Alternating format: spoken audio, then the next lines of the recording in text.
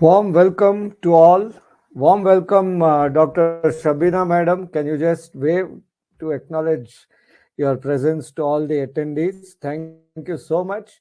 Today, we are happy to present the dedicated dentist of the day on the topic special care geriatric dentistry and prosthodontic rehabilitation.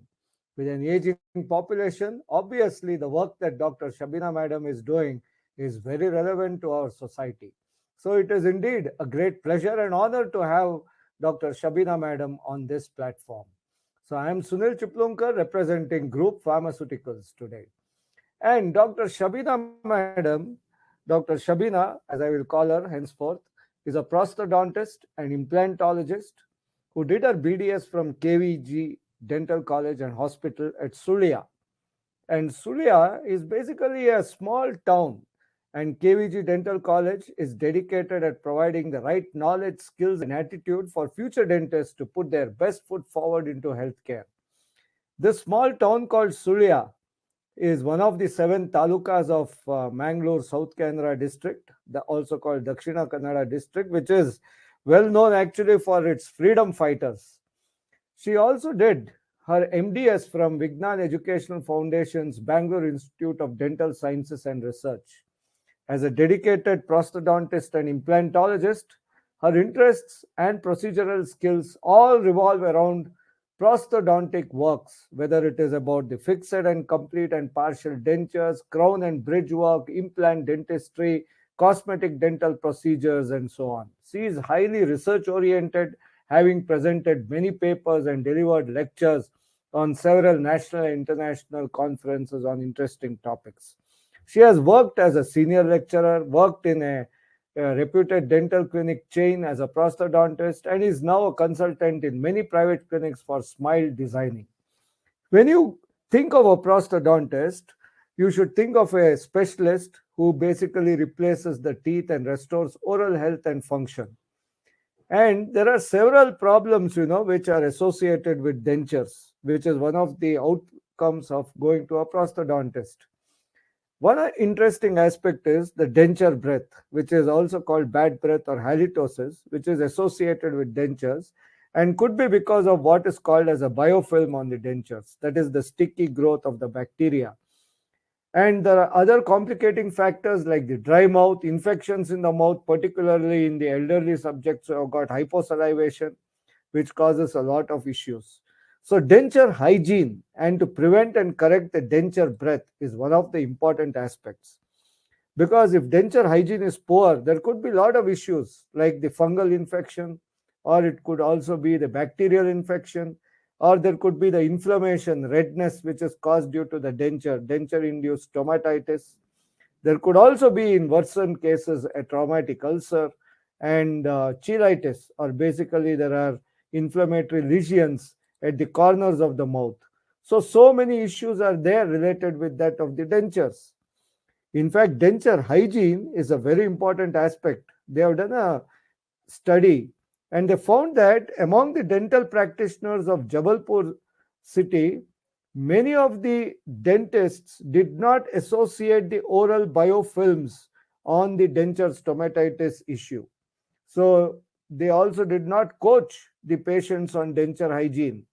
So what we can say is that there is a limited time for dentists sometimes to coach on denture hygiene, and denture hygiene is a very important issue. A survey on patients has revealed that denture hygiene is not very good. Nearly half of the subjects they clean the dentures daily once, which means another half of the respondents did not clean their dentures. And seeing the condition, more than half of the dentures were rated as poor. So what it indicates is that there is a lot of room for improvement in maintaining the denture hygiene, because if denture hygiene is not taken care of, it leads to several complications. And today the amount of edentullousness or the loss of teeth is increasing because of the aging population. There could be other complications like that of pneumonia, which is due to again bad denture hygiene. So a lot of issues are there related to poor denture hygiene. It could be simple mucosal sores to stomatitis. And complicating this is the oral dryness aspect. Hence, Group Pharmaceuticals is happy to introduce what is called as Densive. Densive is basically patented color changing technology tablets which are used for denture cleansing. So they help improve the denture breath problem, they provide protection from denture infection, and they do not react chemically with dentures and promotes the life of the denture appliance. Densive tablets protect the individual from denture infections. So this is certainly a smart choice for aseptic dentures.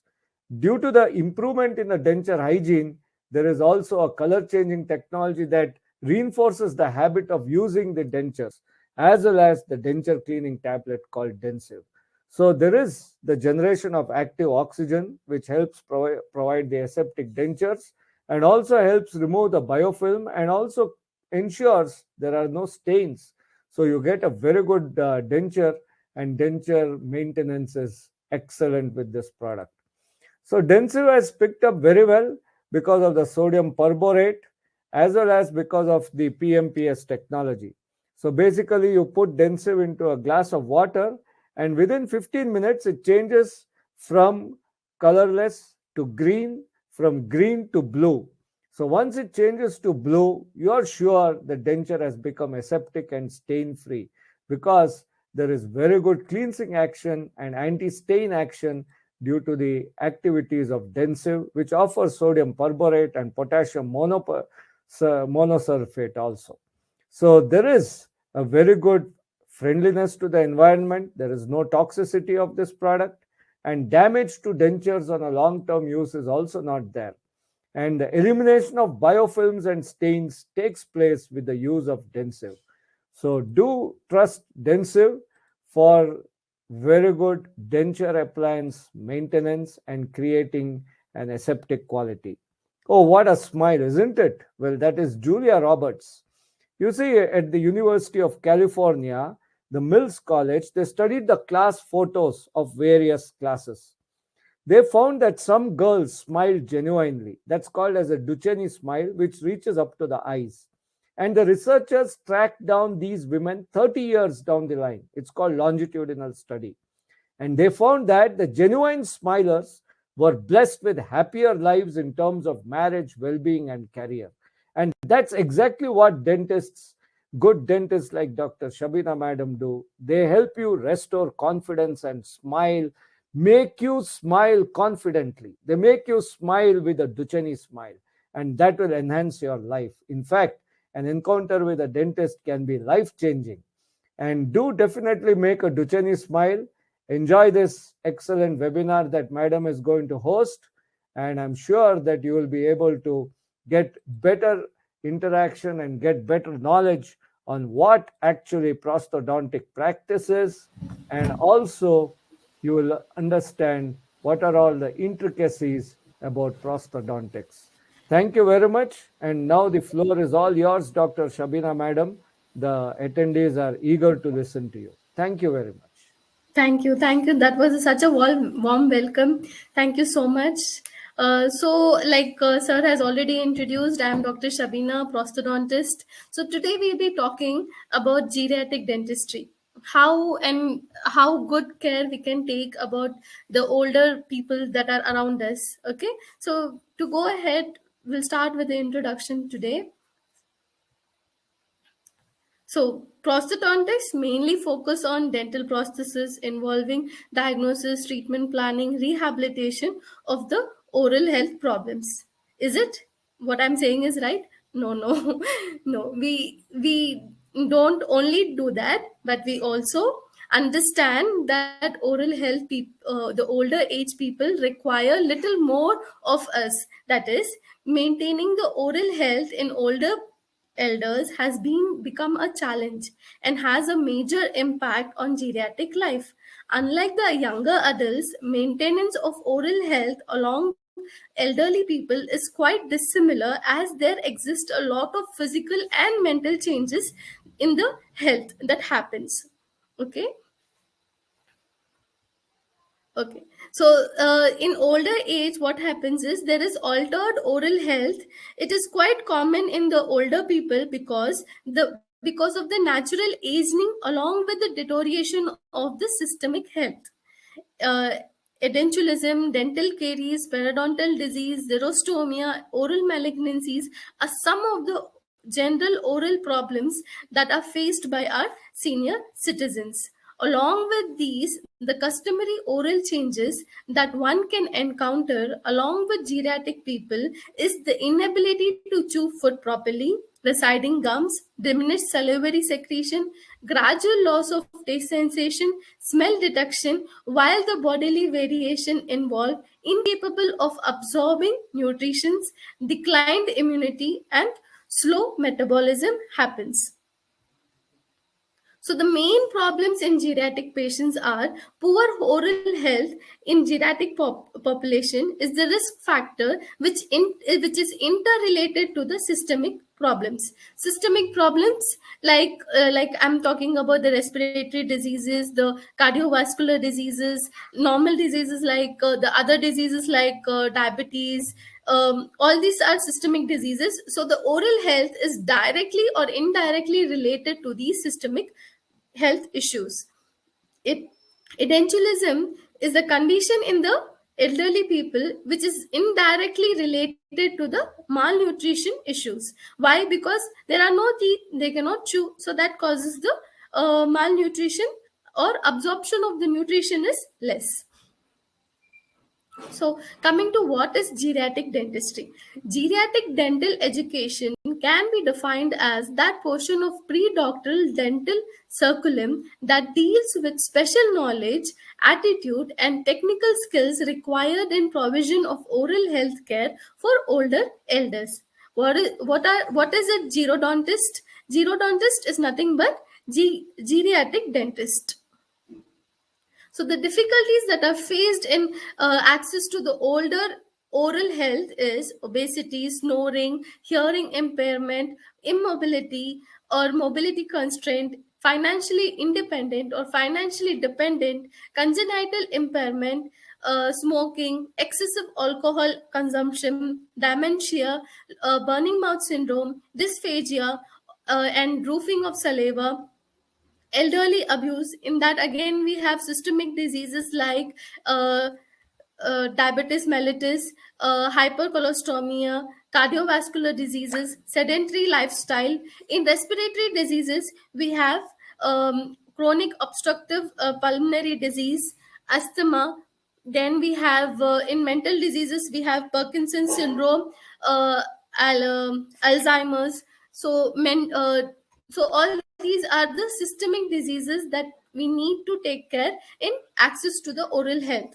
So first we have to access the oral health of the patient, communicate with the patient, help the patient understand what his oral hygiene is, whether it is poor, good, very good. Help the patient understand that. If there are some issues that we need to treat, or so when we need to treat, what we do is we take a concern. Please take a concern of the patient so that we can go ahead and get the treatment done. Educate the patient about what is dental caries, what is oral hygiene. Educate the patient. Safety, that is the precaution, is the first measure. So what we have to do is we have to explain how what are the brushing techniques, how we have to rinse our mouth. So all these are the safety measures and special care services for the older people. So older people, we most of them cannot walk into our clinics most of the time. Some are bedridden, some cannot climb the steps. So all these are the special cares that we need to be that need to be taken care of in older people. So, how do we access? As the bone loss is due to the periodontal disease, excessive coronal and root caries, and unresolved periapical lesion, they will be less willing to accept the compromised solutions. Like we have to remove the remaining teeth. So most of the elderly people, what they feel, especially the female elderly people, what they feel, the anterior teeth. For example, you have only 3 anterior teeth left, or you have 4 anterior teeth left. When we tell them they are mobile, we have to remove them, or they are having caries, they are having root caries, we have to remove them. What they say is, no, it is good, it is strong, let it be, then let this be, and then you make the denture. See, you have to explain them. Take some photos of the oral cavity with an intraoral camera, do the radiographs, explain them how the teeth should be there. show them how the healthy teeth looks, how the non-healthy, how their teeth looks, so that they understand. It takes little time, but we have to explain them how it is, and then go ahead with the treatment. Same with the complete dentures. When we talk about complete dentures, right, I say that you have to go with the removable complete denture, madam. So what comes first? Oh, it will fall off, it is loose, it is removable.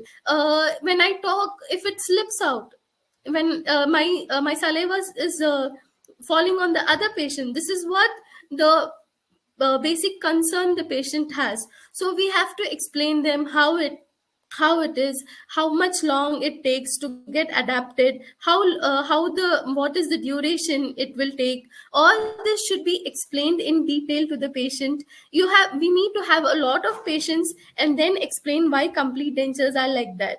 Okay, the topics that I'll be covering today in detail is, we have understood what oral health causes. Oral health is causes systemic diseases, right? There are some systemic diseases that cause oral problem to the oral health also. So they are all interrelated to each other. So dietary advice is also very important. Nowadays we get all the soft drinks, it is available in the every second shop, I think. So we have to explain them the one glass of the soft drink of the or the coke that they consume, how much sugar is there, how much sugar is entering into their bloodstream.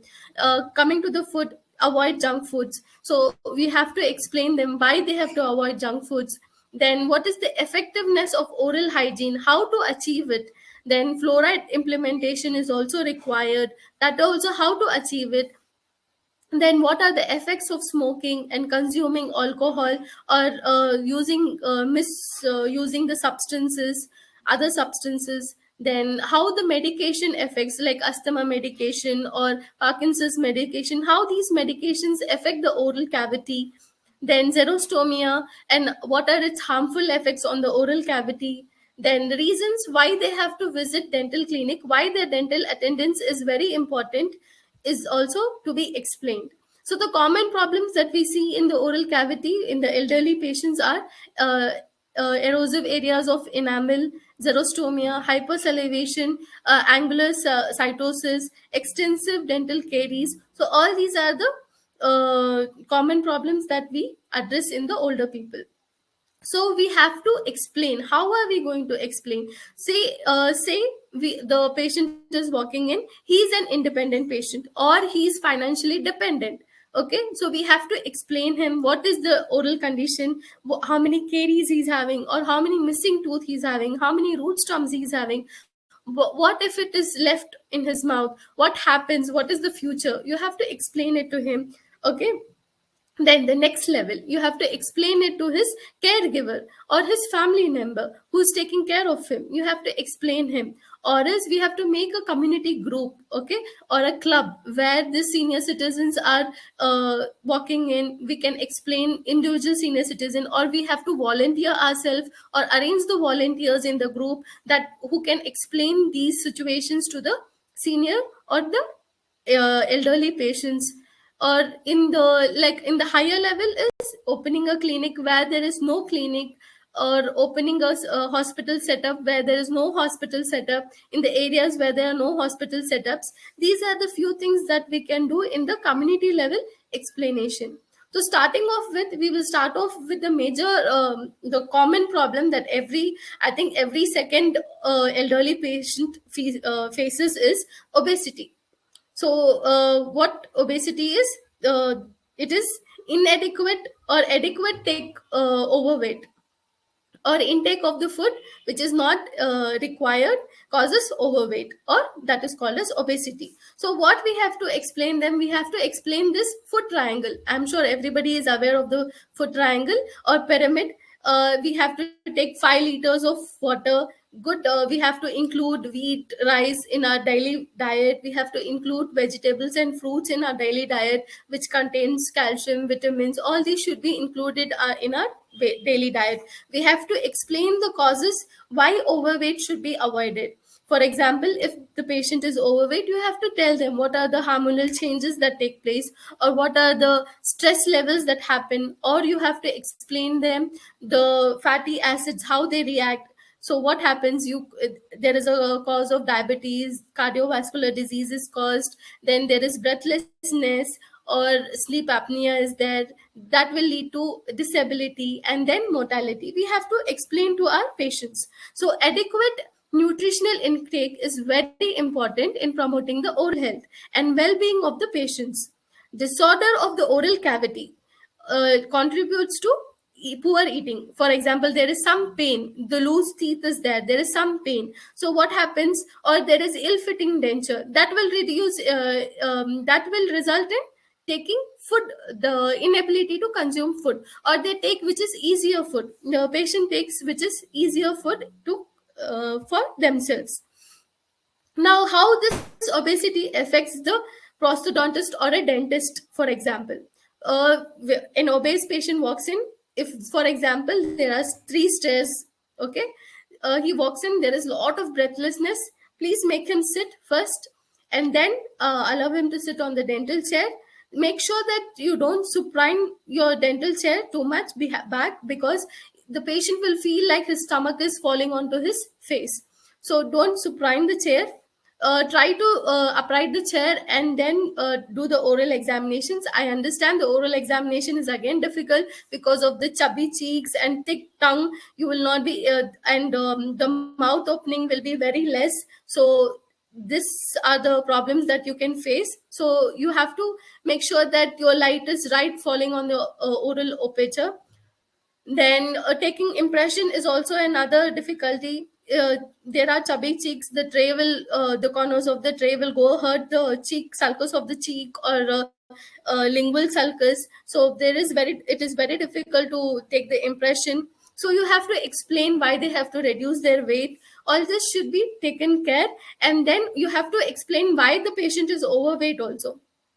When there is loose teeth or ill-fitting denture or painful caries teeth, explain them this, the caries, this is painful, that's why you're not chewing from them that side. So you have to correct it, you have to get your oral hygiene done.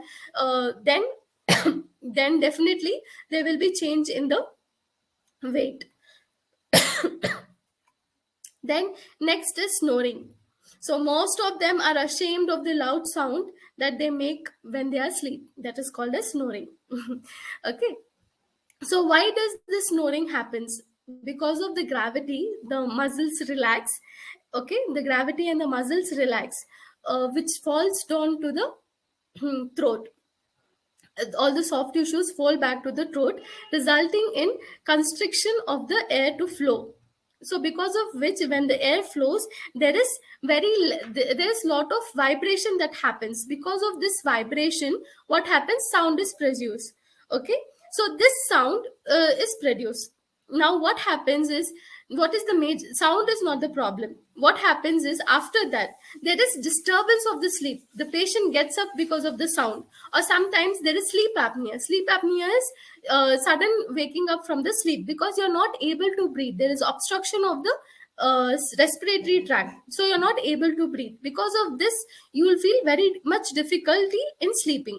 If you're not, if there is lack of sleep, then definitely it will lead to systemic diseases. Okay, these systemic diseases, like you have hypertension, then diabetes, then xerostomia, mood swings, all these are related to each other. So what we have to do is, we prosthodontists, we have something called as snore guard. Here what happens, we have two snore guards. We have to make a splint. That is, two splints are there, upper jaw splint and lower jaw splint. The lower jaw splint is either is held in the predetermined position, or it is advanced by two connectors, that is on the lateral side. Thus it contracts the narrowing of the respiratory tract. The velocity of the inspired air decreases, and so do the sound.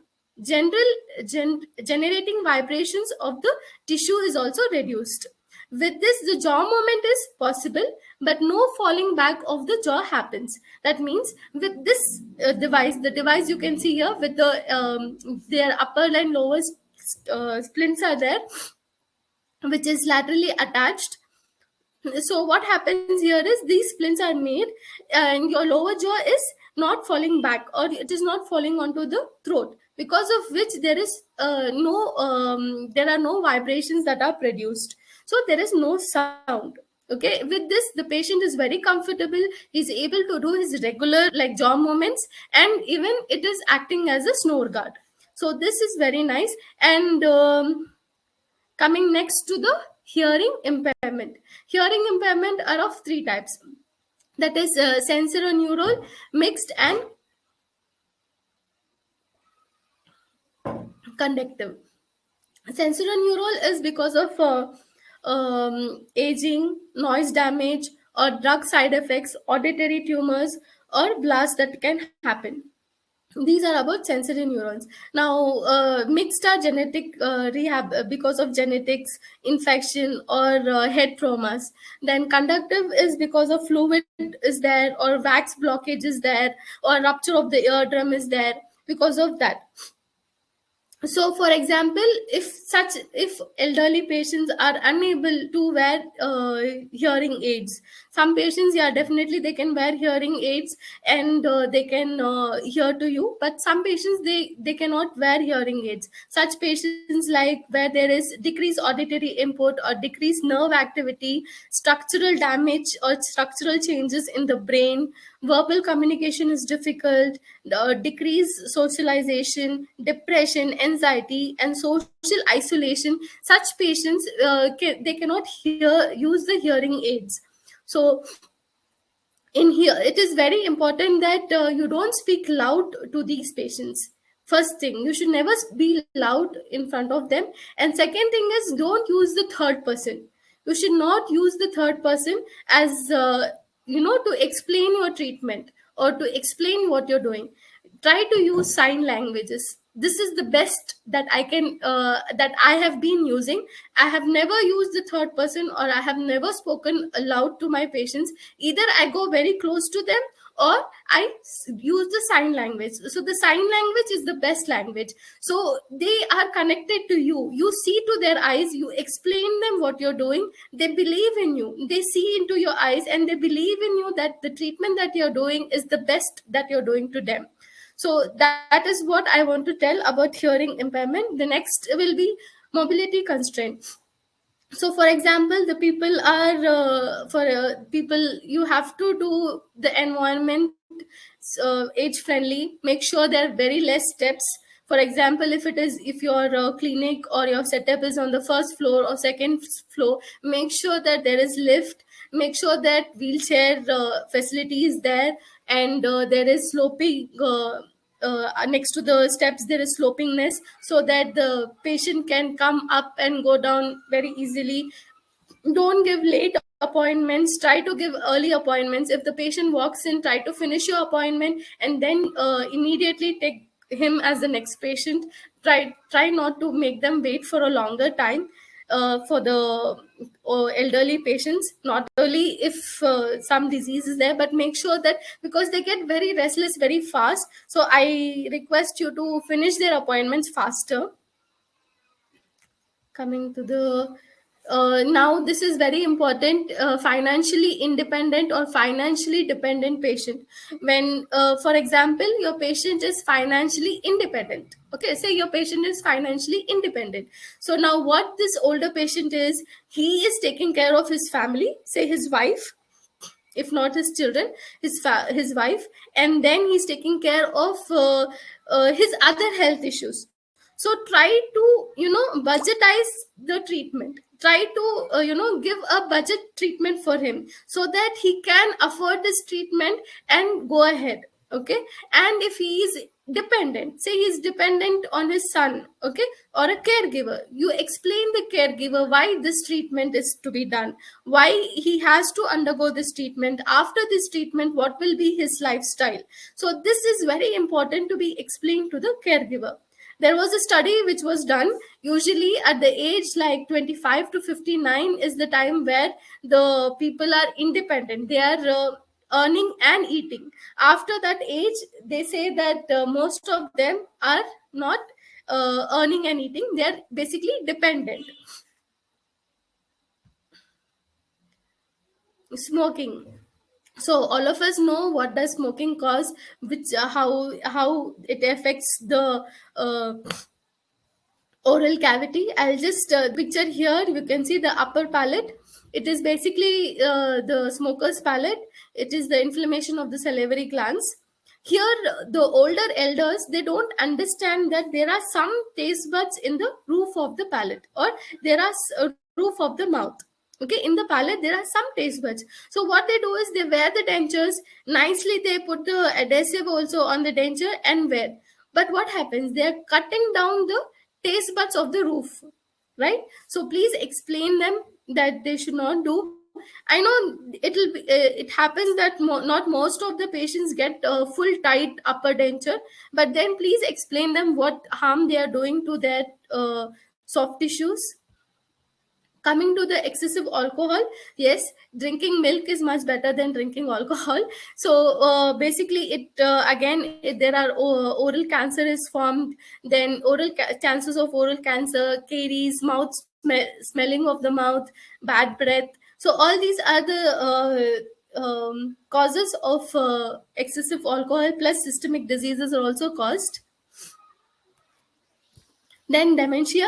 In dementia, what happens is the patient forgets uh, what what has happened. So you have to explain the caregiver that what are the how to take care of the oral hygiene, or how to maintain the oral hygiene. The main thing is you have to explain to the caregiver if the patient is not eating from that side, if the patient is having pain in that side, what are the side effects of the systemic medicines, or the medicines that he's taking, what are the side effects on the oral cavity or on the other part of the body. You have to explain to the caregiver what the dementia patient undergoes. They basically have very poor oral health because they forget that they have brushed their teeth. They feel that they have brushed their teeth and they don't brush it, right? So what you have to tell the caregiver, if they ask if they have not brushed, let them brush again. There is no harm in brushing thrice a day or 4 times a day, rather than not brushing for 2 3 days, right? So you can just if they whenever they remember that they have to brush, just let them go and brush. Okay, that is the best way to maintain the oral hygiene. It is the same when it happens, like when we, for say we have a very important procedure today to be done in the clinic and patient forgets. So make sure that the caretaker or the caregiver knows about this appointment and gets the patient to your clinic. So that is about maintaining the oral health relationship with these patients is very difficult. Why? Because when the patient walks in, I'm full, like first time he's walking in, I'm having full lot of energy. I explain him all the procedures. I explain him what I'm going to do today. I'm explaining him even what will happen in the next appointment. I'm doing everything. I'm at my best today. Next appointment, for sure he does not remember me. So what happens? I lose little bit of interest. Yeah, that should not happen. Why? Because it is not the patient's mistake. We have to explain what we have done to the previous, what we have done previously, and what should be done next. That is the best way that we have to maintain the rapport with these patients. Burning mouth syndrome is usually the causes are usually because viral, idiopathic, or systemic diseases. So why, how it is very important when we are doing tooth preparation, for example, if the bird touches the tongue, so it is going to cause a severe pain to the patient. Especially with the burning mouth syndrome, it is the patient is going to feel a lot of pain, not for days, for weeks. So you should be very careful not to hurt the patient whenever you're doing a dental procedure. Even if you're taking impressions, say you're doing border molding, secondary impression, when you're doing, if the wax is little hot, make sure that it is cold, then you put inside the mouth and then do the molding. Okay, with the burning mouth patient syndrome, the home remedies are drinking a lot of water, avoid rash substance, Then consider natural supplements, eat healthier food, make your food softer, reduce stress. These are the home remedies for the burning mouth syndrome. Then dysphagia and roofing. So what are the signs of dysphagia and roofing? In normal, what happens is there is cough, choking, then patient keeps a lot of food for in the cheeks or below the tongue for a longer time and then swallows. There is painful swallowing and roofing of saliva. This happens mainly with the denture patients when the denture flanges are overextended, or the denture wearer is the elderly patient is wearing the denture for the first time. He has never worn a removable prosthesis, whether it is RPT or complete denture. So he feels very difficult in swallowing. He feels very difficult in chewing. He feels that his tongue is getting hurt. Whenever he swallows, his tongue is touching a foreign body. It touches the posterior palate, right? So the posterior palate has a denture plate where the tongue touches. Because of that, he feels very some foreign body is there, and he feels that the food is entering the dentures, like the tissue surface and the denture. So he feels, all this is very common in the denture patients. And they feel there is a lot of salivation in the starting. The patient, like for example, they say that when you smell pickle, you start salivating. In the same way, when there is a new foreign body in the mouth, there is a lot of salivation, because of which there is drooping. So you should explain to the patient that it will take time, this is how it is going to be. So it has to be taken time, and then we can go ahead with the dentures. After 3 to 6 months, he'll be comfortable. He'll feel that the denture mouth is his own. The denture is his own. It is his mouth. He won't feel like it is something else. So you have to give some time. You have to explain to the patient how it is. Okay.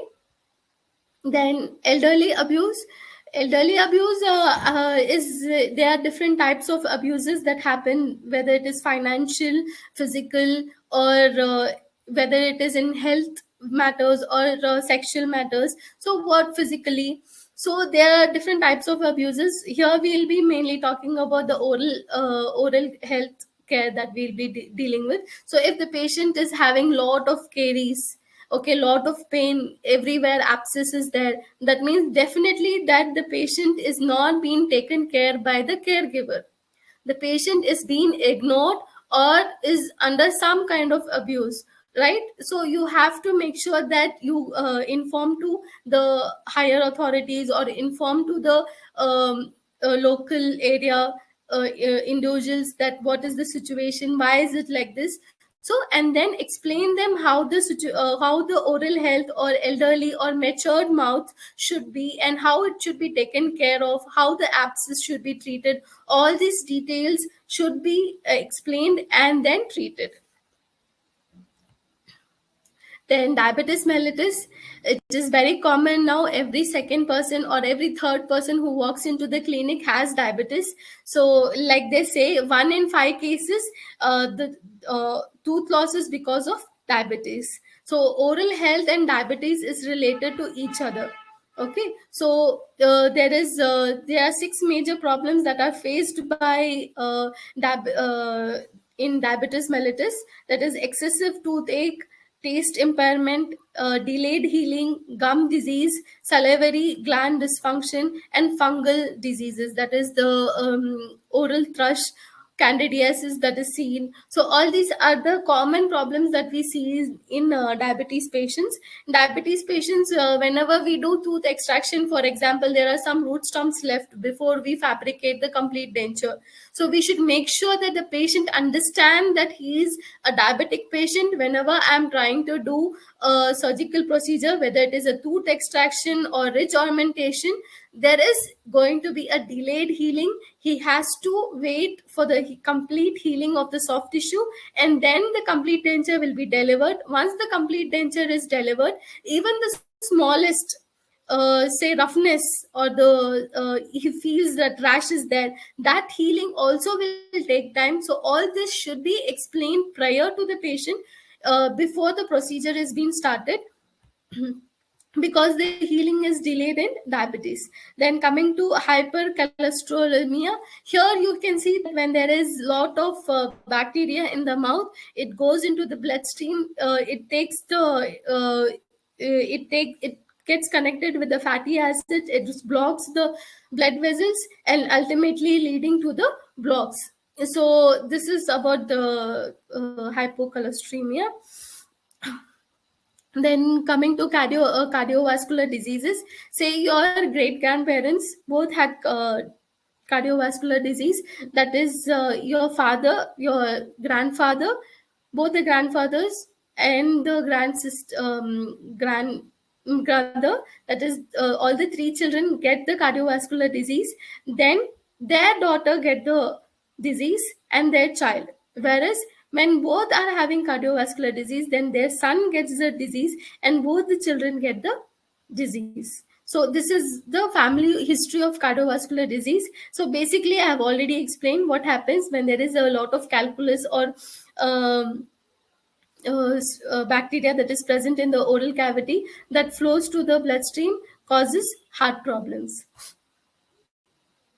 Sedentary lifestyle is basically when you're lazy, when you're sitting like you eat everything you want, anything you want, and you sit in one place, you don't want to walk around. So what does it cause? It causes lot of systemic diseases like hypertension, chest pain, weight gain, obesity, risk factors like depression, then immunosuppressants,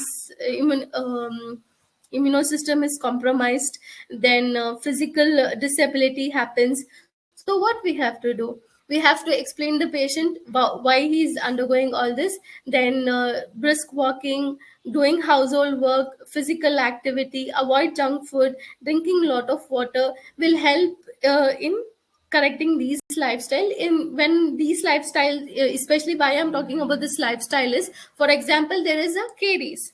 So what happens, the patient becomes so lazy that he, even if there is slight sensitivity or slight pain, he ignores it. Not because he has to pay for the dentist or he has to, he feels that I have to walk to the dentist, go through the procedure. No, no, I'm not going to do that, let me leave, it'll get rectified by itself. No, you have to explain that it's not going to get rectified by itself. In fact, it is going to cause a lot of more problem. If he doesn't get the filling done, then definitely it'll go to root canal. If the root canal is not done, then definitely it will cause infection and swelling, which will cause extraction. And once the extraction is done, there is edentulosum. Because of edentulosum, he will not be able to chew his food. So you have to explain all these things to the patient. Next disease that I will be talking about is asthma. So we'll go what are the treatment plans, symptoms, and risk factors of asthma. So the symptoms wheezing, breathing hard, chest, frequency of coughing, allergens, common cold, frequently getting common cold is the symptoms. Causes are like pollution, smoke, genetic, fatty food, dust, pets, all bacteria. All these are the cause factors. Dental causes of dental caries are very common factors. Oral candidiasis happens, dental erosion happens, periodontal diseases, xerostomia, halitosis, altered taste, oral health problems that we see in asthmatic patients. These are the oral health problems. In when we take the asthmatic medication also, there are some problems like periodontal diseases, dental caries, dental erosion, oral candidiasis are the few of the dental diseases that we see. So how can we correct it? By regular brushing, regular rinsing of your mouth, taking regular counseling of how your mouth is, taking chewing, taking milk or drinking water immediately after using inhaler. So all this will help in maintaining the oral health. So this is what I was telling. When the patient walks in, try to give space. appliances for the inhalers, try to implement fluoride lenses, then try to use water or drink milk immediately after using the inhaler, then use softer brushes, use sugar-free chewing gums during gastro esophageal events. So all this is very important. Then coming to the respiratory diseases, in respiratory diseases, talking about chronic obstructive pulmonary disease, we can see that there is a lot of inflammation in pharynx, soft palate, oral cavity. There are a lot of infections that happen. So these are the I've already spoken about asthma, then lung cancer, then tuberculosis, then there are a lot of irregular ulcers that are seen in tuberculosis.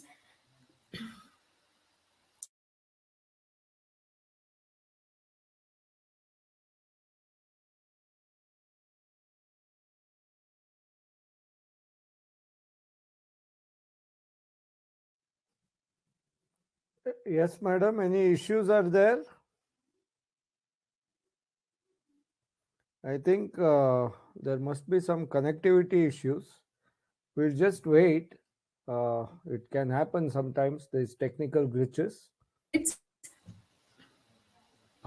Right. Please continue, madam. You are lost in between for a few seconds. Please continue. okay, fine. So, yeah, I was talking about dysphagia in Parkinson's disease. There is swallowing problem.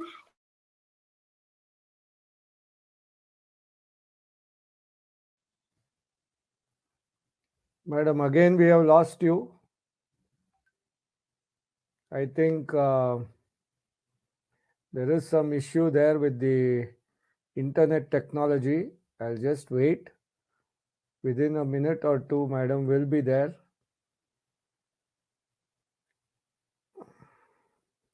Sometimes happens due to the various internet glitches. Madam, are you there? Can you Hello, hear yeah, me? I'm there. I'm there. Can you hear? Yeah. Sorry, Yeah. I think it got disconnected. So to continue, we have we'll start off with in mental diseases. We have Parkinson's disease, which I have already explained that there is dysphagia and roofing in the Parkinson's disease. We have to make sure that the soft tissue, soft diet is given to the patient. The act of swallowing involves a complex series of activities that begin in the mouth, continue in the pharynx, and end up in the esophagus. These include chewing, using the tongue movement. The bolus is pushed back into the throat, and then coordinating the muscles that both the of the foot in the bolus. Swallowing dysphagia can can be considered both in motor and non-motor symptoms of Parkinson's disease. So this is about how we have to swallow. So there is slow rate of eating. People with difficulty in swallowing may slow down their eating in order to avoid coughing and choking. That is fine. If they are eating slowly, it's fine, but make sure that they are eating, enjoying their food.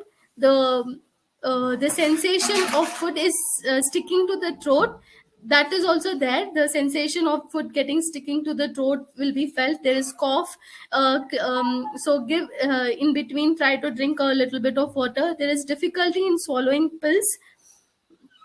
Then unexplained weight loss. Because of the difficulty in swallowing, the patient usually escapes eating to avoid coughing and choking. Patient escapes eating, or there is change in dietary habits, like patient usually eats what is easy to eat to what is easy to eat, so that he does not feel difficulty while swallowing. So these things should be taken care. We should see where the patient is not eating, or why the patient is eating particular food. So patient usually will not tell us that this is the problem I'm facing, or what happens is he will get adapted to the problem that is being faced by changing the dietary habits. So these should be taken care of. How we take care of this? When the patient comes for the first visit, consult the patient's physician about the disease, at what stage the disease is. Try to finish the treatment in the starting stages of Parkinson's disease. Let the last stages are very very difficult for the patient to cope up with whatever the treatment we are doing. So try to, if it is in the starting stages, try to complete as much as treatment as possible in the starting stages. Okay, then don't extend your appointment more than 45 minutes, and don't make the patient wait for a longer time. If the patient walks in, try to take in the patient for the treatment without making him wait. Then make sure that whenever you're administrating the local anesthetic agent, don't give more than 2 cartridges. That is very important. And for the each cartridge, try to give 30 minutes of gap. And make sure that whenever you're prescribing the medicines, what medicines you're prescribing, whether it is interacting with the other medicines, so that it doesn't, the patient does not have any motor diseases, like motor diseases problems, or it does not hamper the dosage of the other medicine that he's taking care. So make sure that all this is taken care. Then congenitive impairment.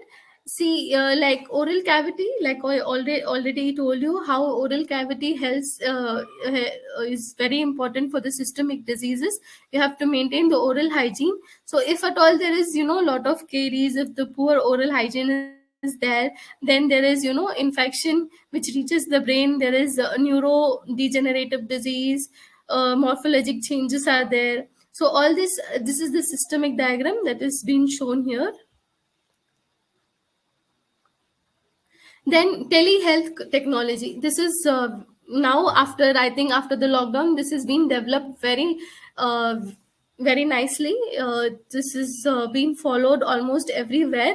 So virtual dental examinations have been shown to be acceptable substitute for inpatient examination oral health system for aging.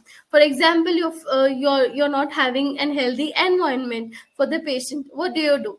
Then you try to do a virtual setup, so that you can do a virtual examination for the examination of the patient. Through the use of telemedicine in dentistry, the concept of virtual dental home has evolved.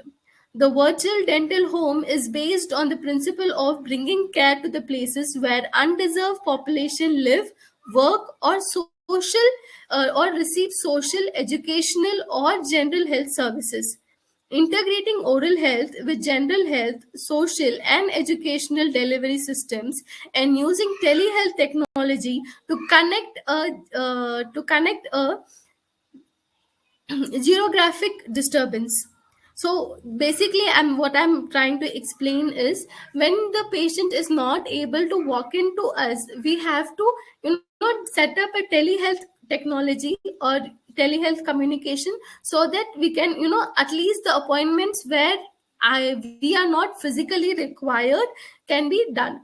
If at all physically requirement is necessary, then yes, we can go to the setups, we can go to the hospitals where they are, or we can go to the homes, like age old homes where they are. We can go to those places, whichever the appointments that cannot be done virtually, which requires our presence, we have to go to those places, to their comfort zone, and do the treatment. Most of them, it is not possible, but yeah, this will definitely help the elderly people, the geriatric people, and we'll be able to achieve the oral hygiene for such patients. To conclude, I would like to tell how the elderly people management is. The elderly people level of service to the prosthodontics is very difficult. Yeah, I understand, because of the age, because of the complexity. Making a prosthesis in the lab, and inserting into the mouth and asking them to use as their own teeth is very difficult. Yes, so we have to explain how it is. And if at all there is a problem, if at all they feel it is loose, it is uncomfortable, make sure you go with dental implants. Dental implants is very much developed and very much been useful. So it is very helpful for them if they feel it is loose. So this is how it is. Geriatric patients are a different set of patients and require different treatment opportunities, uh, treatments. So that is all I want to tell. Thank you so much. Thank you, madam. It was amazing. Actually, there are a lot of encomiums. People are heartily appreciating your talk. Thank Very you. good Thank you. slide deck. You have comprehensively treated the subject. Madam, there is a question. If you don't mind, I'll ask one or two questions. Yeah, yeah, Uh, sure, sure. Can you please shed more light on the snore guard concept? Yes, People want to know. snore guards. Snore guards is basically what happens is we make the impression of the upper and the lower jaw. We take the what we say is we take the bite. Okay, we take the bite in such a way that the lower jaw is in the rest position. Okay, so that when the patient wears this and sleep, the splints that are attached laterally will help the jaw be in the same position. It won't help, it won't make the jaw fall back to the throat or the tongue to fall back to the throat. So this will help the obstruction will not be there, and the air that is there, the vibrations that are produced will not be there. So the snoring will reduce down, or there actually there is zero snoring in some of the patients that I have done. So this is very helpful for patients, and actually more than patients, I think the neighboring person who next to the patient who sleeps, she was very happy. That's what I will say. Yes, yes, madam. This is actually a very common and important problem, Hmm. particularly as the person ages. There is a tendency for snoring frequency to increase or its intensity. This is what we have also heard. Hmm. Madam, Hmm. there's another question regarding the smoker's palate. Can Hmm. Hmm. you give more details on that? Yeah, smoker's palate, because what happens is there is lot of smoke that is being held in the mouth before the smoke is released, and because of which the temperature of the oral cavity increases. Okay, because the temperature increases, the salivary glands that are present that get inflamed, because of which, because inflammation, or they get blocked sometimes, because of which they this redness, or you see minute papules are seen, small small elevations are seen on the palate. That is nothing but smoker's palate. Okay. So that's a very important point. Madam, Hmm. there's also a question regarding your recommendation on the ideal number of brushings per day. Hmm. How Hmm. many do you think? I think two is what we suggest for everyone. But yeah, in patients where people forget, or people, if elderly people are there, it is they are very slow. Some people are very fast. In that conditions, yeah, if you have forgotten that you have brushed today, there is no harm in going and brushing again, rather than it's okay, I'll brush tomorrow, rather than thinking that way. Okay, so minimum two, and if it increases to more It's than good. two, three, or four, also, there will be no harm. Okay, Yes, thank you. yes. That was a very important point. Madam, this is an interesting insight. It's not directly on prosthodontics. Okay. Dr. Rekha Shetty, madam, is just generally remarking that Hmm. you refer to the budgeting in elderly subjects. Yeah. So, she's remarking that there should be some regulation also on this, legal regulation also, because age subjects are sometimes not taken care of by the progeny. Mhm. Yeah, I understand that. But, for example, if a CT patient walks into my clinic, I say 30,000 for a complete denture. Okay, and he reduces to 25.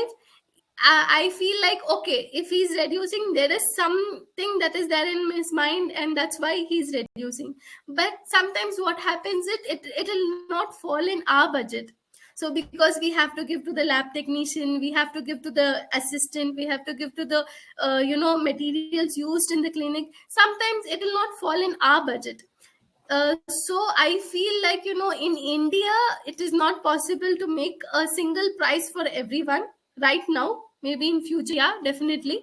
But right now we cannot make like this much is the price for this. We cannot do that right now, I think. I think she was not referring to that sort of regulation on the price, madam. She was referring to the regulation of giving benefit to the elderly. That is, the younger people should take care of the elderly, Yes, like that. that, yeah, that depends upon the family members, Yeah, yeah. And madam, caregivers. how long should a person brush? Is it for 2 minutes, 3 minutes, whatever? I mean, there are so many Yeah. doubts on that. Brushing, I think 5 minutes, 10 minutes, it does not matter. Okay, if you're brushing in a proper way, covering all the surfaces of the teeth, covering the tongue, if at all there is like, usually what happens, there is a gap between the last teeth. There is some food that is getting collected in the distal surface. So covering all these surfaces is more important than the time. Yes, madam. And madam, how common is this denture stomatitis issue or denture related mucosal sores, etc.? I think again we have lost madam. Yeah, yeah, tell me, Madam, tell me. yeah, can you please comment on the denture related problems like denture sores and denture stomatitis or uh, Yeah, denture stomatitis, then we have angular cheilitis, then roofing problem is there, saliva roofing. Then what happens is when there are overextensions, then in relation to the overextensions, there are a lot of ulcers that are there. Then if the vertical height is increased or decreased, then the angle of the mouth gets hurt. If there is lot of vertical height, then because of this stretching of the muscles, you feel like there is a cut on the angle of the mouth. So all these are the normal issues that the patient faces in the starting of when the patient starts to wear the denture. okay, madam. So, what is your suggestion on that concept? Making a proper denture, and it's not like, once we deliver the denture, the patient is completely happy. No patient is completely happy. There are some issues, address those issues, make sure that the patient is got adapted to those issues, and then I think after the time of 3 to 4 months, when the patient walks in, for example, for some correction in the denture, the patient never give like, you want to take out the denture from the patient mouths, the patient will never do that. The patient will say, I will remove my denture and give. He won't say, it's your denture, you take it. You know, that like, it's my denture, it's my mouth, so I will remove and give. That one sentence, I think everybody should look out for, you know. Okay. So, sense of ownership. Yes. Madam, how is the denture hygiene practice generally in your observation, like of the denture wearers? Yeah, the denture hygiene is quite good. It depends like how much educated the patient is. For example, most of the some of the patient who walk in, they have not removed the denture after the insertion at all, not even Oh in the my, night, because my they feel, God. they have to remove and they have to put in the water again in the morning when they wear. There are especially in joint family, it happens that they don't want their grandchildren to see them without teeth. So what they do is they don't remove only, so that we have to educate the patient why it is important to remove, keep it in the water in the night, and then brush and then wear it. It's very important to explain that to the patients. Oh my. Madam, what's the role of denture cleaning tablets? Like we have recently launched Densive, so Yeah, can you make I one of? feel it has been very good because most of the patients are not educated on how to clean the dentures. Usually, what they do is how we brush the teeth. That is how they brush the dentures. Also, they use the paste, they use the brush, and start brushing the dentures. That is not the right way. Most of the patients, I have explained them that this is not the right way to do, because it will cause abrasion on the dentures. The polish will go off, and ultimately lead the food to get entrapped in those areas, and then cause different oral hygiene problems. So yeah, we have to explain why then we have to use denture cleaning tablets. Okay, that was amazing, ma'am. You got in depth and very lucid understanding of the practical aspects of prosthodontics, and that has been very illuminating to all the people who have come here, including from the Gulf. Some people have joined in. So it has been a very nice webinar and presentation. We thank you so much, madam. And do you Thank you. have any Thank you. concluding remarks? And then we can close the webinar. I think I have told all. Thank you so much, madam. It was indeed a great webinar. I take your permission and I thank all the attendees for being with us. And I take your permission, madam, to close the webinar. Thank you. Yeah, thank you.